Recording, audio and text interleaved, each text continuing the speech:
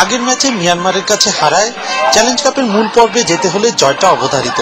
এই অবস্থায় নিজেদের 2 ম্যাচে জয়ের মুখ না দেখা ম্যাকাওয়ের সাথে শুরু থেকে অ্যাটাকিং ডিডো শিষ্যরা একের পর এক আক্রমণে প্রতিপক্ষকে কোণঠাসা করে রাখলেও গোলমুখে গিয়েই আর যেন ঠিকানা খুঁজে পাচ্ছিল না বাংলাদেশের ফরোয়ার্ডদের চেষ্টাগুলো। ভাগ্যও যেন সাথে ছিল না স্বাগতিকদের। 30 মিনিটে ইমন মাহমুদের জোরালো শট মিয়ানমার গোলকিপারকে পরাস্ত করলেও হতাশ করে ক্রসবার। তবে বেশিক্ষণ অপেক্ষা করতে হয়নি স্বাগতিকদের।